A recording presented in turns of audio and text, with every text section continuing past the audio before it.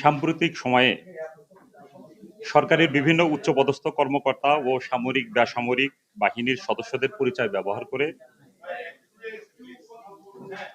চাকরি দেওয়ার প্রলোভন দেখিয়ে অর্থ আত্মসাৎকারী একটি প্রতারক চক্রের 2 সদস্যকে গ্রেপ্তার করেছে র্যাব।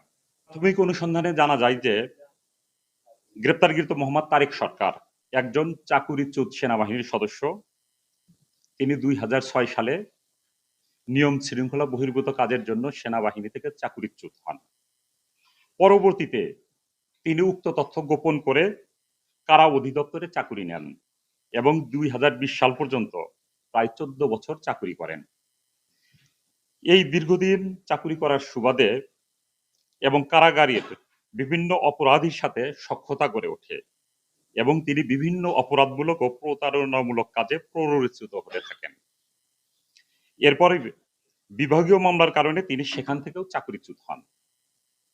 দীর্ঘদিন ধরে সরকারি পরিমণ্ডলে চাকুরি করার সুবাদে সরকারি কর্মকর্তাদের পদমর্যাদা এবং বাহিনীর কার্যক্রম সম্পর্কে তার সম্যক ধারণা গড়ে ওঠে।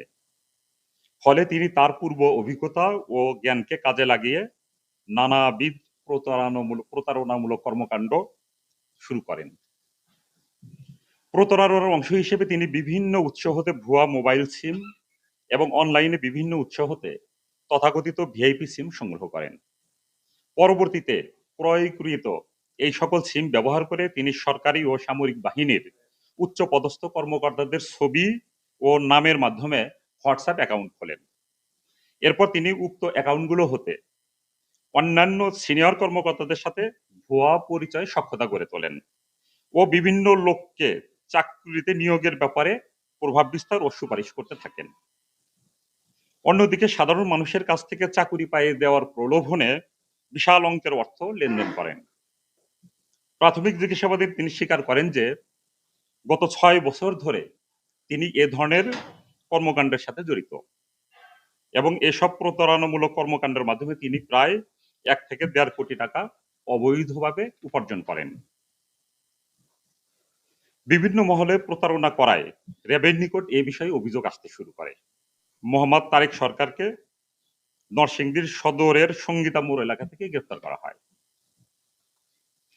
গ্রেপ্তারের পর তার বাসা তল্লাশি করে প্রতারণার কাজে ব্যবহৃত বিভিন্ন ইলেকট্রনিক্স ডিভাইস ও আলামত জব্দ করা হয়।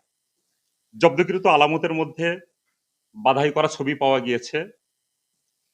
সেই ছবি সরকারের অনেক উচ্চ মহলের একজন ব্যক্তির সাথে এবং সেটা ফটোশপ দিয়ে এডিট করা ছবি। বাস্তবে সেই ছবি তার সাথে ছিল না এবং এই গুরুত্বপূর্ণ ব্যক্তির সাথে তার এডিট করা ফটোশপের ছবি দিয়েও বিভিন্ন কানে প্রতারণা করতো যে তার অ্যাক্সেস সরকারের অনেক উচ্চ পর্যায় পর্যন্ত আছে সেটা প্রমাণ করত। এছাড়া তার স্বীকারোক্তি অনুযায়ী তার সহযোগী হিসেবে জনক মোহাম্মদ পলাশ কবির নামে এক ব্যক্তির যোগসূত্র পাওয়া যায়। এরই ধারাবাহিকতায় র্যাব ও বিজিবি এর 2টি চৌকস টিম ছাইদাবাদ এলাকায় অভিযান পরিচালনা করে। অভিযান পরিচালনা করে গত 24শে মে গতকাল পলাশ কবির, তার বয়স হলো 42, আলামত সহ তাকে গ্রেপ্তার করতে সক্ষম হয়।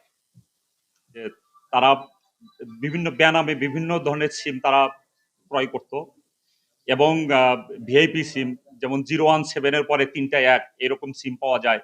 সেই সিম দিয়ে যদি কেউ হোয়াটসঅ্যাপে রেজিস্ট্রেশন করে তাহলে অনেকেই সাইকোলজিক্যালি মনে করে যে না এই সিমটা তো সে আসলে জেনুইন মালিক এবং এই সিমটা সে বহু বছর যাবত ব্যবহার করতেছে। হয়তো দেখা যায় 2001 সাল থেকে 2 সাল থেকে ব্যবহার করতেছে, যে এটা জেনুইন মালিক। এটাও একটা এইভাবে সে একটা বিশ্বস্ততার একটা পরিচয় বহন করে।